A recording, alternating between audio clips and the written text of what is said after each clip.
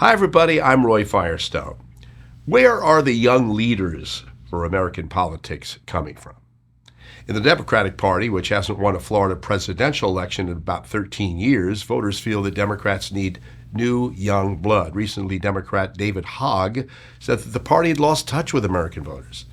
But I think there are some young, up and coming Democratic candidates with some really new ideas. And one of them is Richard Lamondin, a 37-year-old businessman, had a very successful environmentally based company.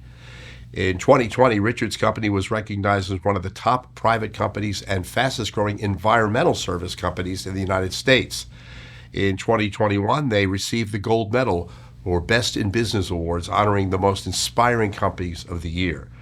Richard Lamondin is running as a Democrat in Miami's District 27. Florida 27 is a targeted district for both the DCCC and House Majority PAC in the 2026 election cycle. In 2020, Trump won this district by 0.3 percentage points, one of the most competitive Republican-held seats in the United States. Richard joins us now. Richard, thank you very much for joining us. We are now looking at some pictures of you and your beautiful young family. You have a beautiful child. You have a lovely Italian wife, relatively new in your life. You have everything going for you. You have a burgeoning business that was doing very, very well. Why would you ever want to be in politics? It's so dirty. It's all about money, and it's so bitter right now. Why? Well, I think the fact that you say that is exactly why. It's not something I really ever truly aspired to, but I look at my son right now and I fear a lot for the country that we are going to be bequeathing to him. And so the reason why I'm running is because I feel like this country has gone too far off the rails and it's in danger of being irreversible. And so I think we need good people in government. I think we need people who've had success outside of government coming in, and I'm running because I fear that the American dream is slipping away. One of your areas of expertise is the environment, and I'm a Floridian too. I'm a South Floridian. Grew up there and lived there. I live in Los Angeles now, but I worry. I worry about climate change, sea level rising, flooding, extreme heat, hurricanes, to say the least, of course, the erosion of soil. What could you bring in your candidacy and hopefully for you, your election, that could change the dynamic and do something constructive to try to stop some of these very, very concerning issues environmentally? Well, I've spent my career working on these issues. So 12 years ago, I started a company with my brother. It's called EcoFi, and we focus on conserving water and conserving energy while making sure that it's good for business. And we focused on this issue because of the same reasons that you mentioned. There's a lot of challenges that South Florida is facing. And so what we do now is we take practical measures like upgrading buildings with water efficient plumbing and energy. And we're able to reduce carbon emissions, reduce water use, make sure water stays in the aquifer. And we need to continue to grow those types of strategies. Florida, like you say, is facing a lot of risks. Well, somebody said recently that Miami is ground zero for climate risk. You agree? Yes, I do. I mean, we're at elevation zero, basically. A high elevation in this town is 15 feet above sea level. We're entering hurricane season as we speak. And so the question you have is what is doable? Well, first of all, we also have an insurance market that is pricing in these risks and that is making homeownership incredibly unaffordable for a lot of people. And so the way we deal with that is we need to build infrastructure to prepare for more extreme weather. There are already plans in place to do that, but additional infrastructure funds are needed. We need to restore $600 million in flood mitigation projects that was cut by DOGE. And we need to continue to work with the local governments to make it easier to get these projects done. Won't that take a long time, even if Trump is out of office or by the time you get up into a position of authority? Won't that take an awfully long time to reboot? Well, a lot of these programs were already shovel ready, as it's called, before recent cuts happened. So there were cuts, there were FEMA projects for flood mitigation in the pipeline that the Trump administration cut. So restoring these projects, they already have approvals. Some of it will take time. I think there's different tiers of mitigation. Do we have enough time? Is it a race against time? It is a race against time. I think we have enough time. I think one of the things is that hurricane season is a bit of a crapshoot, right? It's always possible Miami gets hit by an extreme weather event, but it is not a guarantee. You've seen it happen in the Tampa Bay area recently, up in Jacksonville. We've been fortunate, even though in 2017 we were hit by a hurricane called Irma, that though it was not a very strong hurricane, it did a lot of damage. But the only response is to get to work. And there's different tiers of things you can do. You can do more basic resilience, and Miami Beach, for example, has raised their streets and installed flood pumps. There are a lot of methods that are much quicker to implement, but we also have to do the hard things. We have to create barrier islands, prevent storm surge from causing damage, and also make sure that our homes are, as we're building new homes, are at higher elevation and they're raised up.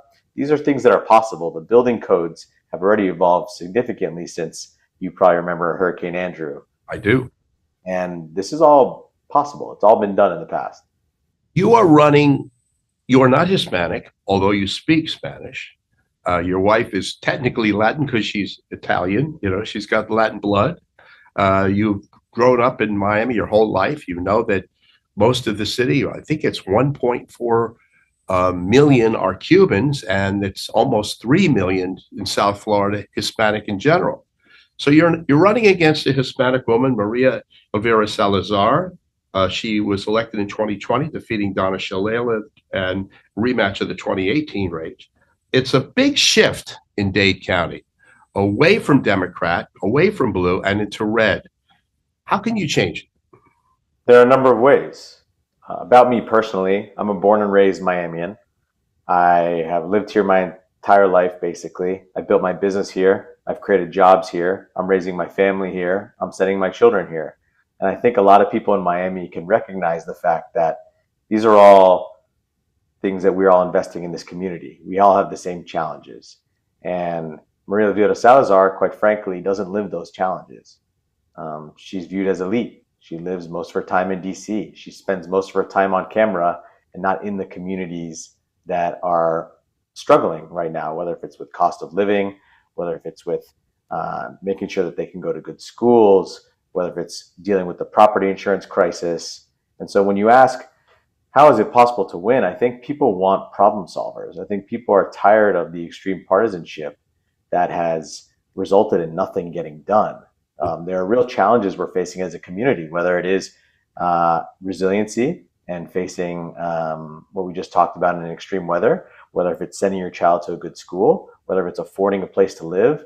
These are real challenges that are not being addressed, and I think people are hungry for pragmatic, solutions-oriented leaders. I want to discuss immigration because in the case of, say, Venezuelans, there's 300,000 Venezuelans in Florida. They are in fear that they will be deported, as other Hispanic groups. We've seen curbs on immigration and visit even for Cuban Americans, Haitians, and other Hispanic groups. What's your position on immigration? And do you think this is right now too draconian a policy for America? Are people living in fear? I think we have certain values as a country that are important to live up to. I think that in our founding documents, we say that all men are created equal, that we all have the right to life, liberty, and the pursuit of happiness. I think that when Ronald Reagan said that we were the shining city on a hill, he spoke about a dream and an aspiration of a country that was a more perfect union every time we got to work. And I think that the current way the administration is handling immigration is completely counter to both traditional Republican and basically and American values, quite frankly. Mm-hmm. This is a country where on my mother's side, we had Italian immigrants that came through Ellis Island. My grandfather had a 7th grade education, was a Teamster. He drove a truck, fought in World War II. And here I sit today as the founder of a successful company and now running for the United States Congress. Like, I am their wildest dream. And I think that is something that is incredibly important to foster in this country. Most of our Fortune 500 CEOs are from somewhere else. And we have traditionally been someone who has built on the talents of people who have come here and who have the ambition and drive to seek a better life. So I think that this administration is going about this entirely the wrong way. I think that this immigration issue is not new. We've faced it in successive presidencies. I think the cruelty is new. Let me stop you there, because that's an important word, cruelty. It's kind of an abstract question and maybe not a direct question you're used to. How do we stop cruelty in this country? I think part of it is understanding and living up to the values I spoke about. I think it's about treating people with dignity. I think a lot of people felt that we were promised a deportation of criminals. When Trump was running, he was talking about, they're all coming across the border, they're all criminals, rapists, etc. But then you see what the actual downstream impacts of this policy are. It's separating children from their mothers. It's sending home grandmothers. It's sending home sons and cousins and people who are hardworking. It's going onto construction sites and into fabric markets. I lived in LA, so I know the exact fabric market that sparked the current protests there. And I think these are places of work where people are just trying to improve their lives and the lives of their family. Those are not the people that are the problem. The people that are the problem are criminals. They're harder to find. They're not hanging out in front of a Home Depot, right? They're committing crimes. So I think that the cruelty is they're just looking to fill quotas right now. And they're going for the easiest, most vulnerable targets, whether it's the Venezuelans with temporary protected status, or whether it's the Cuban people with the 220A, through the 220A program. And it's just plain wrong. If you ask me, I think we need to completely overhaul the immigration system. What would you do if you could, in shorthand, just give me 3 or 4 things you would do right away to overhaul it?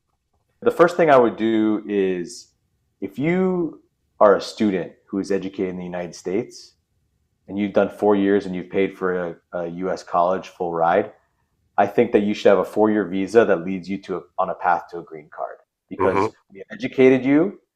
You are invested in this country, and I think that we need to make sure that we keep you, because you are probably someone who's going to be a productive member of society. An asset, a real asset, yeah. A real asset. Additionally, my wife came to the United States via the H-1B work visa program.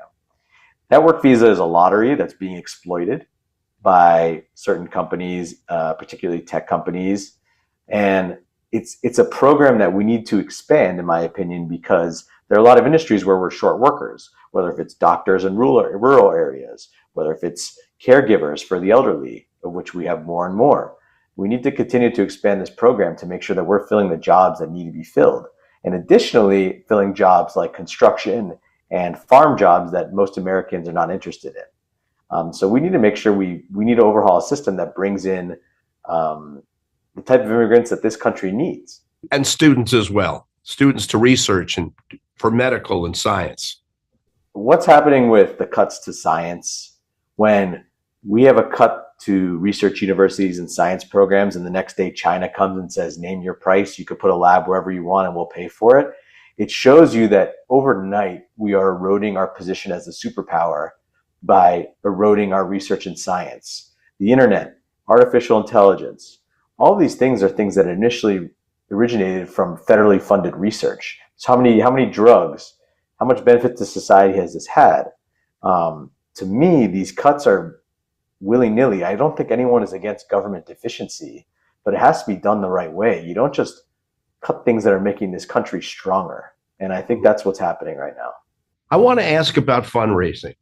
It's the key, it's the lifeblood. You did very well in fundraising initially, but you're going to have to raise a whole ton of money to run this race. Are you concerned about it? Is it something that's paramount to you as fundraising? And how do you get your name out there and people start to associate you with these issues? Well, it is incredibly important. I think you can call whatever you want, whether it's a necessary evil, but it is the lifeblood of politics. I view it as starting a company, quite frankly. Right now, we're in the friends and family round. I launched my campaign a little over 3 weeks ago.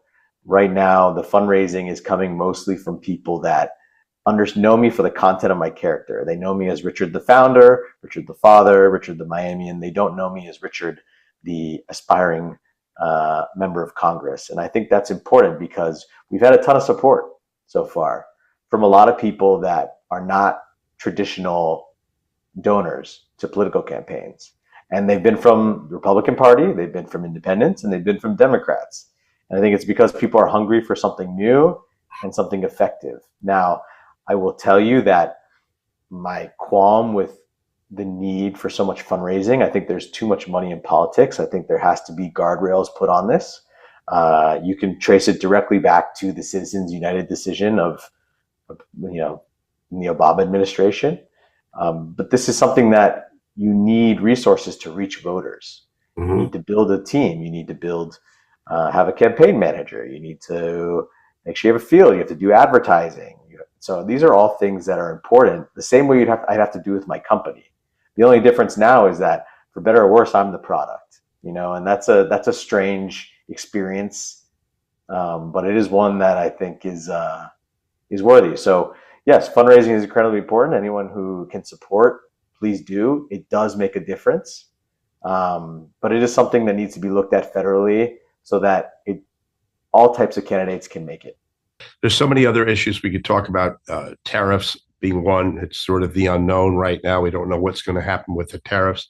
But before we go, one last question about the divided country that we are, the divisiveness, and how do you make a bridge as a Democrat with the Republicans, most of whom right now, if you just look at it, are MAGA Republicans. Most are. They support Trump.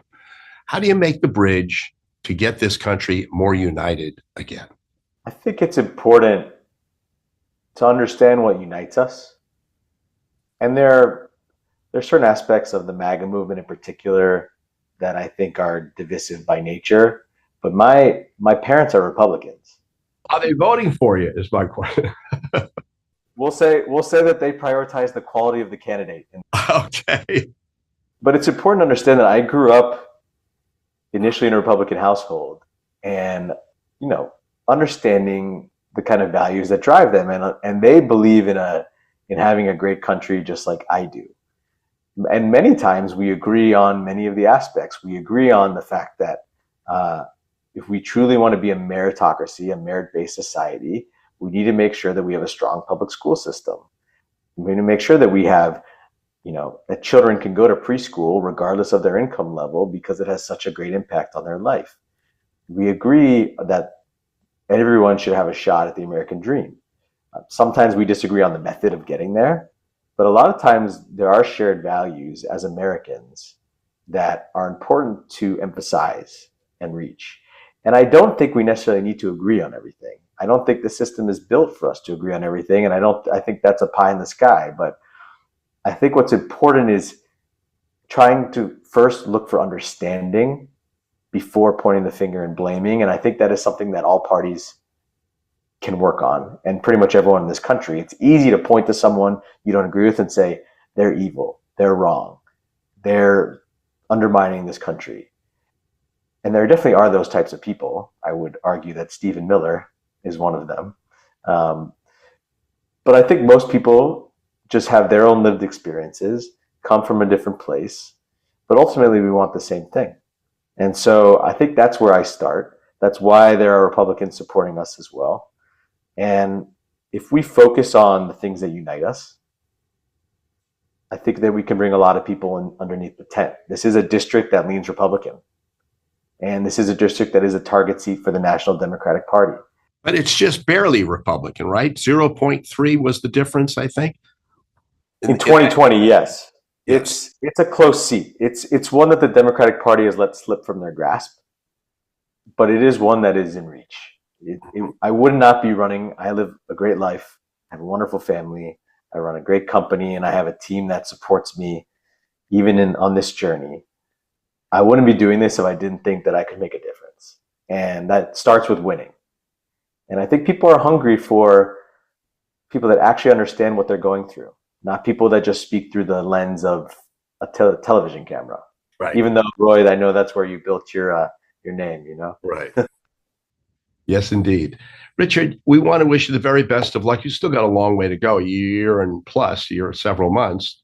You're a fresh face. You're a new face. I think you have the energy and the intelligence. I want to wish you the very best of luck. And as a Florida boy, originally myself, I think we do need to get back into a situation where people are talking to each other again, and it's a safer environment politically for both parties.